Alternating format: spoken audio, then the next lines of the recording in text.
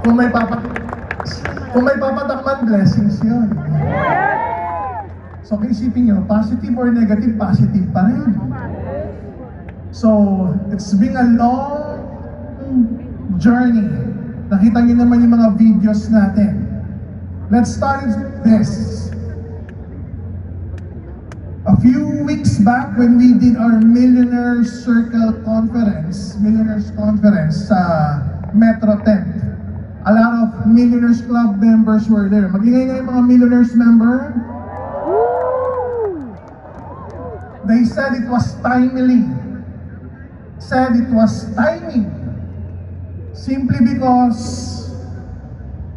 daming nang babash. Ang daming nagsasabi, naku, 18 years na si AIM. So when we started that particular conference, pinakita yung strength ng company. Pinakita yung stability, pinakita yung innovation, pinakita yung expansion. Until today, you're seeing the expansion. Different parts of Africa, different parts of Papua New Guinea, Asia Pacific, Asia, Middle East.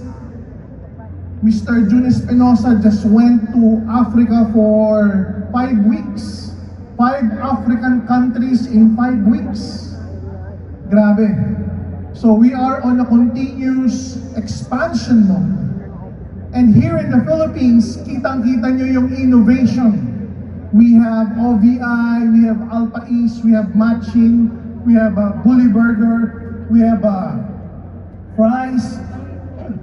Ang dami pa natin bubuksang franchise concept. We will also open our investment division. So, there are so many things in the pipeline. At kahit ganito kadami yung tinatrabaho natin, may mga nang babash pa rin, saying, naku, ayan na. It's about to crumble. May mga nagsasabi pa na, oh, 18 years na yan.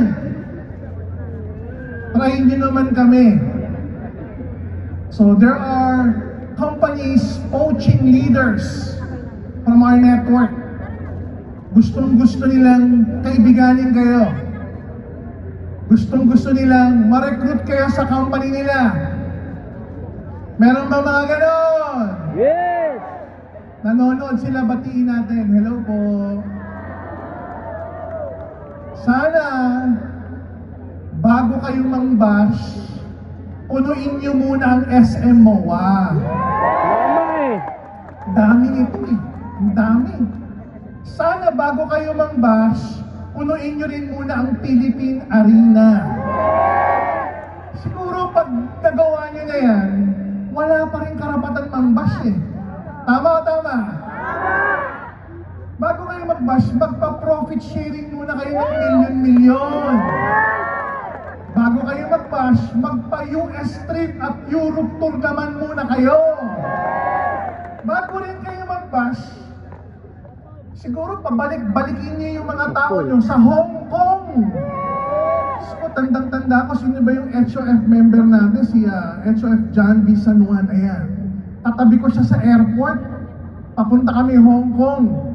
Sabi sa akin ni John B., Doc, ilan tayo pupunta sa Hong Kong? Sabi ko, 700. Anong year yun, John B., natatandaan mo ba? Nung time na yon, 3 aeroplano ang punong-puno ng AIM Global members papunta sa Hong Kong. Bago kayo mang-bash, punuin nyo muna yung 3 aeroplano papunta ng Hong Kong. Hello, kayo dyan. Bago kayo mang-bash, papuntahin nyo muna yung mga tao nyo, 300 sa Maldives. Diyos ko po, yung ibang company nagpunta sa Maldives, 30 sila, 30! Yung 10 doon, may-ari pa, tsaka graphics team, nag-ooperate ng drone. Magpapunta muna sa Jeju Island ng 200. So many innovations. Gawa din muna ng payment gateway parang Bibo. Dami. Tumulong din muna kayo sa community like Alive Foundation every quarter, every year. So many to point on. Mag-event muna kayo 2, 3, 4 times a year. Nang pumupuli. Yung iba, walang ka-event-event na 4,000, 5,000, tapos ang lakas ng loob. Sasabihin ako, magsasara na yan. Ang lakas ng loob. Pag dinignan mo yung company nila, Diyos ko po, pinakamarami, 100, 200, naka-selfie pa. Dami namin, punong-puno. Ilan? 200. Eh, empleyado pa lang natin yung sa 3rd floor tsaka 4th floor. Pinagmamalaki na nila, empleyado pa lang natin. So there's so much to do, so much to accomplish bago magkaroon ng karapatan na magsabing, nako, tingnan niyo yung amin. Hay nako. With all of this happening, I'm proud to announce, Gene, let's start. The new products, new products that we're launching within the next few months